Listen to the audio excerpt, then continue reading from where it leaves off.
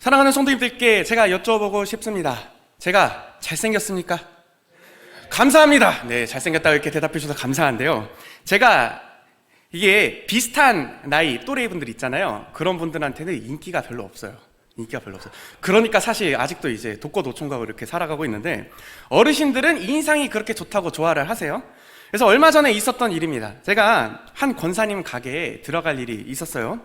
가게에서 권사님이랑 이야기를 하다 보니까 손님이 들어오신 거예요. 그러니까 손님이 들어오시니까 제가 나가야 되는 상황이었는데, 손님이 저를 이렇게 뭔가 유심히 쳐다보셔. 그래서 제가 나중에 권사님께 들었던 얘기로 제 나이가 몇 살인지 여쭤보셨대요. 그러니까 29살이라고 하니까 나이 차이가 꽤 나는데 하면서 이렇게 가신 거예요. 이 말은 무슨 말이냐, 제가 뭐다 1등 신랑감이다. 딱 봤을 때 한눈에 봐도 야 1등 신랑감이다, 그런 거죠.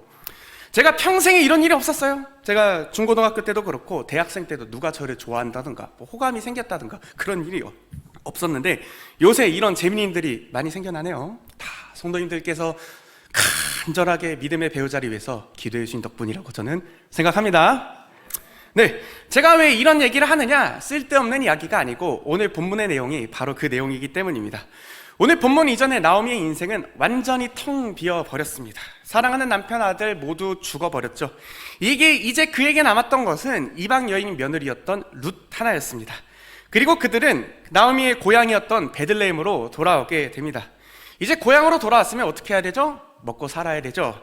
근데 나오미는 늙고 힘이 없어서 벌어 살 수가 없는 거예요. 그래서 며느리였던 룻이 대신 이삭 줍기를 하러 떠납니다.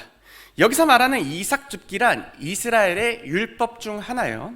우리 교회에는 감나무가 참 많죠. 감이 되면 올해 감은 아마 탐스럽게 열릴 겁니다. 제가 비료를 많이 줬기 때문에 이제 감이 열리면 다 따나요? 아니죠. 꼭대기는 뭐다? 까치밥. 그렇죠. 까치밥이라고 이렇게 남겨두잖아요. 그런 거 같습니다. 그런 거랑 비슷한 맥락이라고 생각하시면 돼요. 이삭 줍기란 이스라엘의 율법 중 하나로 밭을 수확하잖아요. 그러면 조금은 남겨두는 거예요. 누구를 위해서? 가난한 자, 과부, 고아들을 위해서 남겨둡니다. 일정 부분은 이렇게 남겨둔 거예요. 룻은 이스라엘 율법을 알았었기 때문에 이제 이삭 줍기를 하러 떠납니다. 그러던 중 이삭 줍기를 하던 중 어떻게 되었느냐, 3절의 말씀. 룻이 가서 베는 자를 따라 밭에서 이삭을 줍는데 우연히 엘리멜렉의 친족 보아스에게 속한 밭에 이르렀더라. 이게 어떻게 되었습니까? 우연히 나오미의 남편이었던 엘리멜렉의 친족 보아스의 밭에 이르게 되었습니다. 이것은 어떤 의미가 있느냐, 3장에 가서 살펴보겠지만 그 보아스가 이제 기업 물을 자의 권한을 가지고 있다. 즉 나오미의 잃어버린 재산을 다시 되찾아올 권리가 있다라고 이렇게 이해하시면 됩니다. 이 보아스는 누구냐? 1절의 말씀을 보니까 노란색으로 되어 있죠? 유력한 자다. 유력하다는 말은 쉽게 말해서 부자입니다. 큰 힘과 권력을 갖고 있다, 이렇게 생각하시면 되는데요. 조선시대에 또 그렇고 그 당시에 부자는 어떤 부자였느냐? 땅 부자예요. 그렇죠. 땅 부자입니다. 옛날에 조선시대 때 그런 이야기가 있었잖아요. 이 소화동 지역을 건너가기 위해서는 최부자의 땅을 밟지 않고는 건너갈 수 없다, 이런 얘기처럼 보아스가 딱 그런 사람이에요. 땅도 많고 돈도 많고 힘도 세고 그런 사람이었습니다. 근데 룻이 이삭 줍기를 하다가 우연히 보아스의 밭에 이르게 됩니다. 이게 무슨 말이냐, 예를 들어서 남편을 잃고 홀로 시어머니를 모시고 사는 며느리가 있다고 생각해 봅시다. 그래서 고향인 광명으로 와서 돈을 벌려고 이제 당근마켓에 청소 알바를 지원해서 갔는데 알고 보니까 그 회사 사장이 친척이더라, 이런 말입니다. 사실 이런 우연이 없죠. 그리고 또 어떤 일이 일어났습니까? 4절의 말씀. 마침 보아스가 베들레헴에서부터 와서 베는 자들에게 이르되 여호와께서 너희와 함께 하시기를 원하노라 하니, 여기서 마침이란 말은 히브리어로 왜 힘내, 그런데 보라 라는 뜻입니다. 룻이 이삭 줍기를 해서 보아스의 밭으로 갔는데 마침 보아스가 종들한테 인사를 하러 그 밭에 온 거예요. 그리고 5절의 말씀을 한번 읽어봅시다. 보아스가 베는 자들을 거느린 사환에게 이르되 이는 누구의 소녀냐 하니, 자, 아까 말씀드렸던 이야기를 한번 생각을 해봅시다. 어떤 분께서 제가 누구인지 또 제 나이가 몇 살인지 물어봤다는 것은 말씀드렸던 것처럼 1등 신랑감, 또 제가 이제 딱 보기에 잘생겼고 또 훤칠하게 생겼고, 네, 그런 줄 믿습니다. 하여튼 그래서 뭔가 관심이 생겨서 그런 거잖아요. 우리도 누구를 좋아하거나 호감이 생기면 어떻게 해요? 뭐 전화번호를 물어본다든가, 뭐 청년들은 인스타 아이디를 물어본다든가, 아니면 주변 지인한테 저 사람 누구인지를 물어보잖아요. 그러니까 보아스가 그런 거예요. 룻에게 관심이 생기니까 룻에 대해서 물어본 것입니다. 이해가 되셨죠? 네. 그리고 보아스가 어떻게 하느냐? 전문 용어로, 요즘 세대 언어로 플러팅, 그러니까 쉽게 말해서 그녀의 마음을 뺏기 위해 룻에게 호의를 베풉니다. 우리가 이제 관심 있는 사랑이 생기면 이제 꽃을 갖다 주기도 하고, 그 다음에 소고기를 사주기도 하고, 그래도 안 되는 경우도 있지만 아무튼 그렇게 해서 우리가 호의를 베풀지 않습니까? 그래서 무엇을 했느냐? 첫 번째로 자기 밭에 이삭을 줍게 하고 소녀들과 함께 있게 했습니다. 두 번째로는 자신의 소년들에게 룻을 괴롭히지 말라고 했어요. 그런 거라고 생각하면 됩니다. 룻은 지금 남편도 없어, 이방 여인이야, 돈도 없습니다, 힘도 없고 능력도 없습니다. 그러다 보니까 소년들이 못된 마음을 먹고 룻에게 접근할 수 있었겠죠. 근데 보아스는 그러지 말라고 명령을 합니다. 여기서 잠깐 더 이야기를 진행하기 전에 생각해 봐야 되는 문제가 있어요. 어떤 거냐면 이삭 줍기와 보아스가 룻에게 했던 태도에 대해서 우리가 좀 생각해 봐야 되는 문제가 있습니다. 보아스는 이방 여인이었던 룻을 지켜주죠. 또 보호를 합니다. 우리 주변에도 이방 여인 룻과 같은 그런 사람들이 있습니다. 누구일까요? 뭐 이주 노동자들, 그러니까 우리 외국인 노동자들, 그런 분들이 있습니다. 제가 소아동 주민으로서 지나가다 보니까 어느 날은 흑인 분들이 막 이렇게 막 지나가시고, 어느 날은 그렇죠? 백인 분들이 막 이렇게 지나가시는 것을 보게 됐는데, 우리가 보아스가 룻에게 했던 것처럼 이들을 지켜줄 수 있어야 됩니다. 편견에 갇히지 않고 차별하거나 억압해서는 결코 안 됩니다. 제가 국토종주를 한번 한 적이 있었는데요, 남쪽으로 내려가다 보니까 느낀 게 있어요. 그러니까 우리가 흔히 말하는 오리지널 코리안, 그러니까 한국 사람이 없어요. 다 보니까 베트남, 우즈베키스탄, 필리핀에서 오신 분들만 있는 거예요. 빠르게 한국 사회가 이렇게 다문화되어 가고 있습니다. 교회는 이에 따라 어떻게 하면 그들에게 복음을 전할까, 그들을 사랑으로 품을 수 있을까를 고민해야 됩니다. 여기서 선교적 맥락이 하나 있는데요, 만약 그들이 여기서 예수님을 영접하고 그 다음에 복음을 받아들인다면, 자신들의 본국으로 돌아가서 교회를 세우고 복음을 전한다면 우리가 굳이 선교를 하지 않더라도 어떤 선교의 한 가지 방법이 될 수 있습니다. 자, 다시 이제 본문으로 돌아가서 세 번째로 보아스가 한 것은 무엇입니까? 룻이 소년들이 길어온 물을 마시게 했습니다. 그 뜨겁고 건조한 이스라엘 땅에서 물이란 얼마나 귀했을까요? 근데 소년들이 힘쓰고 애써서 길어온 물을 마시게 했다? 그러니까 우리로 따지자면 일을 하는데 탁 아이스 아메리카노를 갖다 준 거라고 생각을 하시면 됩니다. 엄청난 플러팅이죠. 한번 생각을 해보셨으면 좋겠습니다. 보아스가 룻을 보고 한눈에 반한 것이 과연 쉬운 일일까요? 사실 쉽지는 않았겠죠. 룻을 한번 생각해 보시면 됩니다. 룻은 이방 여인이에요. 게다가 지금 돈도 없으니까 행색이 참으로 초라했겠죠. 게다가 이미 한 번 결혼을 했던 사람이에요. 근데 부자이고 힘도 있던 보아스가 룻을 보고 한눈에 반한다? 그게 쉬운 일일까요? 사실 아닙니다. 하나님께서 하셔야 되는 일이죠. 옛날에 드라마 꽃보다 남자를 기억하신 분들은 아시겠지만 그 구준표와 금잔디의 관계다, 이렇게 보시면 생각하면 됩니다. 여기서 총 3가지의 우연이 발생합니다. 룻이 이삭 줍기를 하다가 우연히 엘리멜렉의 친족이었던 보아스의 밭으로 들어가죠. 근데 그때 마침 보아스가 베들레헴으로 오고 있습니다. 그리고 보아스가 룻을 보고 한눈에 반해버린 겁니다. 우연이 반복되면 무엇이다? 필연입니다. 필연. 우리는 이 룻의 이야기를 통해서 이 뒤에서 역사하시고 운행하시는 놀라운 하나님의 섭리를 발견하게 됩니다. 하나님의 인도하심과 하나님의 계획을 발견하게 됩니다. 우리 인생도 한번 생각을 해보십시오. 우연과도 같은 순간, 일상에 그냥 스쳐 지나가는 그런 순간들도 우리는 하나님의 인도하심과 하나님의 선하심이 우리의 평생 가운데 따라가는 줄 믿습니다. 제가 총신대학교 신학과를 가게 된 것, 그 다음에 사역자로 부르심을 받았던 것은 아주 우연한 계기였습니다. 언제였느냐? 뜨거운 여름 햇살이 내리쬐던 날, 그 EBS에서 나오는 문제집에 수능 특강이라고 있어요. 그 수능 특강을 이렇게 베고 공부도 안 하고 자고 있었습니다. 자고 있다가 그냥 수능 특강을 열어봤는데 뒤에 무엇이 있었느냐? 총신대학교 광고가 있었던 거예요. 총신대학교 광고가 있었던 거예요. 그러니까 사실 우리 그런 이야기들이 있잖아요. 사역자로 부르심을 받았다 하면은 뭐 5일 동안 기도원 가서 금식하다가 원이야 내가 너를 사역자로 불렀다 뭐 이런 음성을 들었다든지, 아니면 어머니께서 어렸을 때 우리 아들을 하나님께 사무엘처럼 바칩니다, 그런 드라마틱한 그런 일들이 있어야 되는데 저는 그러지 않았어요. 그러니까 그 수능 특강 뒤에 있던 총신대학교 광고를 보고 이거다 하고 갔습니다. 네. 그때는 총신대학교가 뭔지도 몰랐어요. 그때는 이제 지금이야 총신대학교가 그 신학계에서 탑2, 총신과 장신 이렇게 알고 있었는데, 제가 원래 다니던 모 교회는 어디였냐면 백석 측이었습니다. 그러니까 원래대로라면 백석대학교를 가야 했었습니다. 근데 그냥 총신대학교를 갔어요. 그냥 총신대학교가 마음에 들어서. 만약 그때 백석대학교를 갔다면 제가 사실 영광교회로 올 수는 없었겠죠.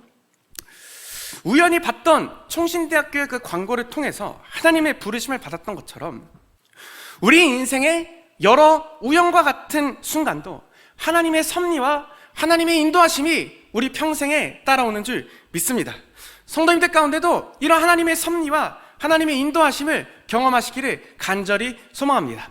그래서 우리 인생이 때론 고난과 아픔과 어려움이 있더라도 여전히 하나님께서 불꽃 같은 눈동자로 우리를 지켜보호하시며, 여전히 우리 인생을 하나님께서 그의 오른손으로 붙들며 여호와의 날개로 품으시며 보호하시고 인도하신다는 사실을 성도님들이 아셨으면 좋겠습니다. 우리가 참으로 많은 어려움과 그런 인생의 고난 가운데 있더라도 그 모든 순간에 운행하시며 그 뒤에서 역사하시는 하나님이 있기 때문에 지금 룻과 같이 이삭 죽기를 해야 되는 아주 비참한 현실이라 할지라도, 나오미와 같이 완전히 인생이 텅 비어버려서 내가 지금 아무것도 할 수 없는 그런 상황이라 할지라도 여전히 하나님께서 우연과 같은 순간으로 나를 인도하시고 나를 붙잡고 계시는구나 라는 것을 믿으시는 성도님들이 되시기를 간절히 소망합니다.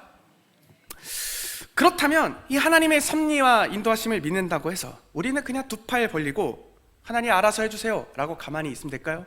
우리가 감나무에서 이제 감 떨어지기를 바라면서 입을 탁 벌리면서 감아 떨어져라 라고 이렇게 바라보는 것이 과연 하나님의 섭리와 인도하심을 믿는 삶일까요? 그것이 아니겠죠. 룻은 어떻게 했습니까? 7절의 말씀 읽어봅시다. 시작. 그의 말이 나로 베는 자를 따라 단 사이에서 이삭을 줍게 하소서 하였고, 아침부터 와서는 잠시 집에서 쉰 외에 지금까지 계속하는 중이니이다. 아멘. 룻은 굳이 베는 자, 그러니까 이렇게 베는데 꽁무니를 따라가면서 이삭을 죽은 거예요. 아침 새벽 대바람부터 나와서 집에서 잠깐 쉰 후에 계속해서 일했습니다. 악착같이 수확하는 사람의 뒤를 졸졸졸 따라다니면서 이삭 줍기를 한 것입니다. 그리고 그 결과 하나님의 우연과 같은 인도하심을 통해서 보아스를 만나게 된 것입니다. 하나님의 섭리와 하나님의 인도하심을 믿는 삶이란 바로 이런 것입니다. 그냥 두 팔 벌리고 하나님 인도해 주세요 그렇게 하는 것이 아니고, 우리 앞에 주어진 현실을 최선을 다해 살아가는 것입니다. 우리 앞에 주어진 상황과 현실이 어렵다 할지라도, 비록 고난과 고통 중에 있다 할지라도 이 모든 것이 하나님의 섭리와 하나님의 인도하심에 있다는 것을 믿음으로 오늘 우리 앞에 주어진 하루를 최선을 다해서 살아가는 줄 믿습니다. 그런 사람이 뭐다? 하나님의 우연과 같은 그런 축복과 섭리를 잡아낼 수 있는 것이에요. 제가 총신대학교를 갈 수 있었던 이유, 하나님께서 부르셨다, 하나님께서 인도해 주셨다 하면서 수능 딱 볼 때 볼펜을 때 구르르 굴려가면서 하나님 알려주시옵소서 하면서 그렇게 수능을 봤기 때문에 제가 총신대학교에 들어갈 수 있었을까요? 사실 아니죠. 제가 고등학교 때 학교에 적응을 못해가지고 그 공부를 잘 못했었는데 어떻게 했냐면 한 달 동안 그 10년치 되는 모의고사가 있어요. 그러니까 수능 모든 것을 다 풀어봤어요. 그래서 그렇게 푼 결과 몇 점 나갈게요? 그러니까 국어는 95점, 영어는 92점 이렇게 가장 높게 나왔을 때가 그거고요. 수능에서는 그것보다 적게 나왔습니다. 네, 그렇게 해서 총신대학교에 들어갈 수 있었습니다. 사랑하는 성도님들, 하나님의 섭리와 하나님의 인도하심을 믿는 삶이란 바로 이런 것이에요. 오늘 우리 앞에 주어진 상황과 현실이 어떻더라도 주어진 삶에 최선을 다해 살아가는 삶입니다. 그 자가 바로 하나님께서 우연히 주시는 기회를 잡을 수가 있는 거예요. 그 기회를 잡음으로써 하나님의 놀라운 섭리를 경험하시는 성도님들이 되시기를 소망합니다. 자, 그렇다면 보아스는 왜 룻에게 호의를 베풀었을까요? 그것이 오늘 본문, 더 나아가서 룻기의 핵심 메시지입니다. 12절의 말씀 읽어봅시다. 시작. 여호와께서 내가 행한 일에 보답하시기를 원하며 이스라엘의 하나님 여호와께서 그의 날개 아래에 보호로 받으러 온 내게 온전한 상 주시기를 원하노라 하는지라. 아멘. 우리가 기억해야 되는 사실이 있다면 룻처럼 하나님께 충성하고 헌신을 한다면 하나님께서 우리에게 보답을 해주시는 분이시다. 하나님의 날개 아래에 보호를 받으러 온 우리를 외면하지 않으시고 우리를 지키시고 보호하시는 분이시라는 사실을 기억해야 됩니다. 제가 스레드라고 인터넷 글을 이렇게 몇 개 본 게 있는데요, 요즘에 어떤 글들이 올라오냐면 헌신과 봉사에 대해서 굉장히 부정적인 글들이 올라옵니다. 쉽게 말해서 헌신하면 헌식 짝 된다, 아니면 이제 교회에서 그렇게 사역하고 교회에 헌신한 청년들이 사회에서 경쟁력이 없다, 쉽게 말해서 이제 교회에서 봉사만 하다 보니까 잘 못 산다, 그런 얘기들을 하는 그런 경우들을 봅니다. 이런 어떤 상황에서는 일리가 있는 말이지만 제 경험에 비춰봤을 때는 사실 그러지 않습니다. 저희 집안은 3남매예요. 그러니까 누나 위에 있고 제가 있고 밑에 동생 한 명 있는데 모두 처치키들, 그러니까 교회에서 나고 자랐어요. 아마도 교회에서 진짜, 제가 원래 모교회가 위에 이렇게 옥상에 사택이 있었는데 진짜 사택에서 살았던 교회 목사님 아들보다도 아들만큼이나 교회에 아마 붙어있지 않았을까 생각합니다. 말씀드렸다시피 저는 모교회에 있을 때 일주일에 2번 새벽 예배 반주하고 PPT하고 수요, 금요 찬양인도 하고 반주로 섬겼지. 토요일은 교회에서 살았어요. 주일은 이제 그때 제가 간사로 사역을 했었는데 1시간 자고 아침부터 저녁까지 이렇게 교회에 있었지. 방학 때면 이제 캠프나 수련회, 기도회 끌려당기곤 했었습니다. 근데 그렇다고 해서 공부를 못했는가, 대학을 잘 못 갔는가, 사실 그렇지는 않거든요. 저희 누나도 사실 마찬가지입니다. 누나를 존경한다는 것은 참 이게 쉬운 일이 아닌데요, 저는 누나를 참 존경합니다. 저희 누나는 저보다 더 바쁘게 살았어요.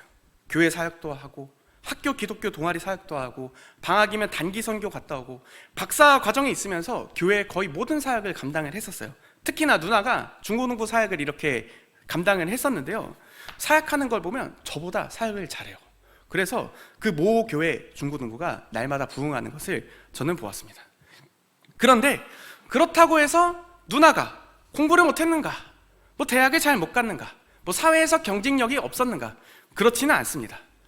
누나는 고등학교 때 학원을 안 다녔어요. 사교육을 안 받았어요.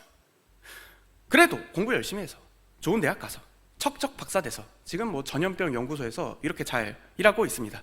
그리고 그 기독교 동아리에서 믿음의 배우자를 만나서 잘 살고 있습니다. 어제 누나랑 같이 이야기하면서 했던 말이 헌신 봉사했던 것들이 그것으로 통해서 수많은 축복을 받았다는 거예요. 그러니까 교회 봉사를 하면서 얻었던 인간관계의 스킬이라든지 사람을 상대하는 법이라든지 성실함이라든지 그런 것들이 인생을 살아가는 데 있어서 아주 큰 밑바탕이 되었다는 것을 들었습니다. 그러니까 룻과 같이 하나님의 섭리와 인도하심을 믿으면서 하나님께 헌신을 한다면 하나님께서 놀라운 축복을 베풀어 주시고 그 축복 가운데서 우리가 우리 앞에 주어진 현실을 살아간다면 하나님의 놀라운 축복과 은혜 안에서 살아갈 수 있는 것이죠. 그래서 제가 또 중고등부 사역자인데 좀 조심스러운 얘기입니다만, 제가 우리 친구들 보니까 학원을 정말 많이 다닙니다. 그러니까 토요일도 학원 가고 주일날도 학원 보충하러 이렇게 다니는 그런 친구들이 있는데, 제 경험상 학원을 빠지고 수요예배, 금요예배 봉사를 한다든지 교회 수련회를 가기 위해서 또는 단기 선교를 가기 위해서 학원을 빠졌다 하더라도 꼭 드라마틱하게 성적이 떨어지는가, 그런 거는 아니었습니다. 반면에 이렇게 생각해보면 좋겠습니다. 우리가 헌신 봉사하지 않았으면 무엇을 했을까? 어떤 다른 의미 있는 일을 했을까? 예를 들어서 선교를 한번 생각을 해봅시다. 이제 본격적으로 선교 시작이 합니다. 참으로 힘들 것이죠. 이제 토요일 날도 나오셔서 헌신 봉사하셔야 되고, 직장인들은 선교를 위해서 긴 휴가를 빼야 됩니다. 그러나 제가 분명히 말씀드릴 수 있는 것은 선교를 다녀오면 하나님의 큰 축복과 은혜가 있을 줄 믿습니다. 하나님께서 놀라운 축복을 베풀어 주실 것입니다. 제가 왜 그러냐면 제가 한 선교단체에서 예배를 드릴 때 있었던 일이에요. 이번에 네팔로 단기 선교를 이렇게 간다고 해요. 그러면서 끝나고 모임 시간에 이제 선교 갔다 온 이야기들을 같이 나누었는데 한 여자분이 네팔 선교를 가서 HIV 바이러스, 그러니까 에이즈에 걸린 소녀들 두 분한테 이렇게 복음을 전했다고 해요. 그러니까 말도 안 통하니까 그냥 이제 되는 안 되는 영어 이렇게 써가면서 그냥 붙잡고 울면서 간절히 기도를 했다는 거죠. 그리고 선교에서 돌아왔는데 어느 날 교회 앞에 이 현수막 있잖아요. 현수막에 그 친구들의 얼굴이 걸려 있다고 하는 거예요. 그러니까 이 말은 무슨 말이냐? 그 친구들이 복음의 열매를 맺었다. 사실 그렇게 말할 수 있는 것이죠. 저도 그 이야기를 듣고 사실 많이 부끄러웠어요. 왜 그러냐면 저도 네팔을 3번 댕겨왔거든요. 근데 놀러 갔다 왔습니다. 그러니까 히말라야 등산을 하고 온 거예요.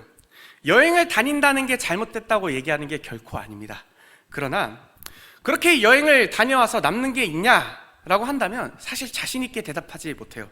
수천 장의 사진, 아니면 비어버린 통장 잔고, 아니면 이제 그렇게 히말라야 한 150km 정도 되는 거리를 걸었는데 살이라도 빠졌는가 하면 안 빠졌어요. 왜냐하면 그렇게 힘들게 일하고 나면 보상 심리 때문에 더 먹어요.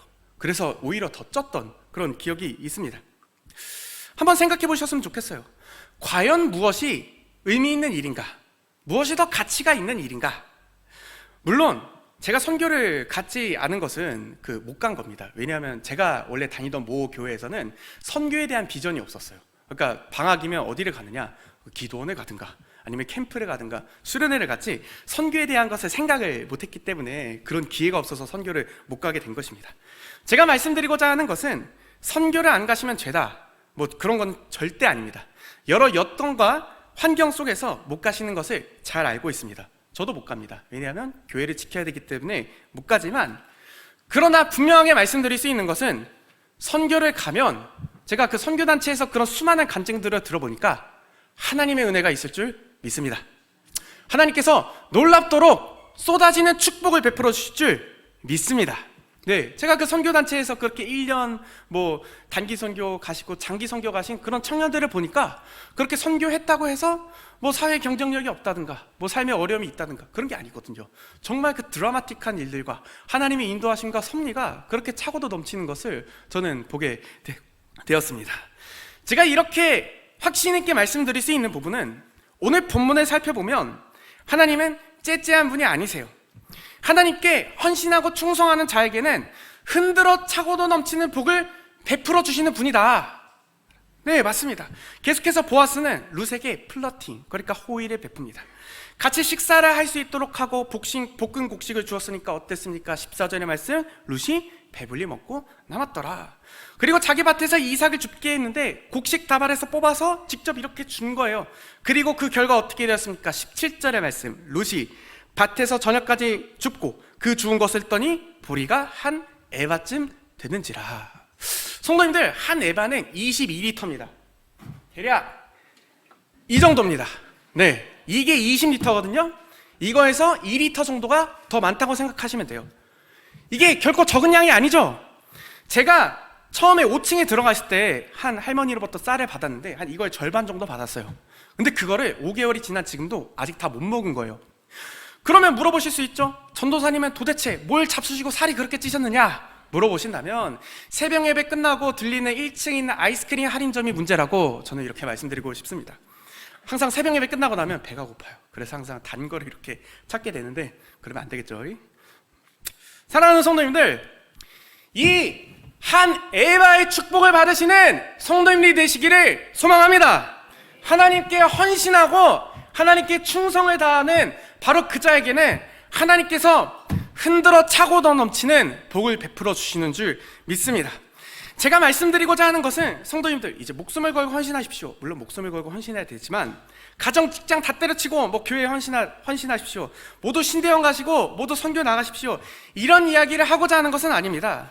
근데 다만 헌신한다고 해서 꼭 헌신짝이 되는 것은 아니다. 오늘 본문의 내용과 저의 삶과 우리 선생님들이 그런 주변의 삶을 종합해서 생각을 해볼 때 하나님께 충성하고 하나님께 헌신하면 하나님께서 흔들어 차고는 넘치는 한 에바의 축복을 부으실 줄 믿습니다. 사랑하는 성도님들, 하나님의 선택하고 하나님의 따라 나선 룻이 우연과 같은 하나님의 섭리와 하나님의 인도하심을 경험했으며 하나님의 놀라운 축복을 받았듯이 사랑하는 성도님들도 축복을 받으셨으면 좋겠습니다. 제가 왜 이렇게 얘기하냐면, 교회에서 헌신 봉사하는 것, 또 하나님을 위해서 그렇게 헌신하는 것이 쉬운 일은 아니죠. 때로는 어려움이 있을 수 있고, 그렇게 헌신 봉사를 했음에도 때로는 가정에 어려움이 생길 때도 있습니다. 때로는 질병에 어려움이 생기는 것을 저도 보기는 했습니다만, 그러나 그런 헌신하는 모습들이 얼마나 귀한가 저는 생각이 들어요. 그러니까 선생님들 아침부터 나와서 봉사하시고 그런 거 참으로 피곤하시잖아요. 그 다음에 어제도 아이들을 위해서, 아이들 그렇게 전도하기 위해서 잠실까지 이렇게 토요일날 휴일에 반납하고 갔다 오신 그런 선생님들도 있는데, 청년들도 우리 생각을 해보면 뭐 금요 찬양, 뭐 그런 그 교회 그런 부분들을 위해서 봉사하고 남들 다 놀러 갈 때 헌신하고 그런 것들이 참으로 쉽지 않은 걸 알고 있습니다. 그 다음에 교회를 위해 헌신하시고 남 알게 모르게 헌신하시는 그런 성도님들의 삶들, 참으로 때로는 어렵고 힘들 때가 있지만, 제가 말씀드리고 싶은 부분은 이 한 에바의 축복을 놀랍도록 받으시는 성도님들이 되시기를 소망합니다. 그래서 건강해지시고 재물을 물질적인 축복도 넉넉하게 받으시고 가정의 형통함과 하나님의 놀라운 사랑이 성도님들의 삶 가운데 가득히 차고도 넘치기를 소망합니다. 이게 한 에바예요. 기억하시면 됩니다. 기도하시겠습니다. 하나님 아버지 은혜를 감사합니다. 하나님, 우리 사랑하는 성도님들 참으로 교회를 위해서, 하나님을 위해서 헌신하고 충성하시는 그런 성도님들입니다. 그러나 왜 때로는 인생 가운데서 그런 어려움들과 삶의 문제들이 닥치는지는 때로는 하나님께 원망스럽기도 하고 때로는 하나님께 이해가 되지 않지만, 하나님, 오늘 본문에서 살펴볼 수 있는 것은 하나님, 분명 하나님께서 그런 우리의 헌신과 우리의 충성에게 넉넉하게 차고도 넘치는 축복을 보답해 주시는 분인 줄 믿습니다. 우리 사랑하는 성도님들 가운데 이런 놀라운 축복과 은혜가 가득히 차고도 넘칠 수 있도록 인도하여 주시옵소서. 이 한 에바의 축복을 놀랍도록 받으시는 성도님들이 될 수 있도록 하나님 인도하여 주시옵소서. 감사드리며 거룩하신 예수 그리스도의 이름으로 기도합니다. 아멘.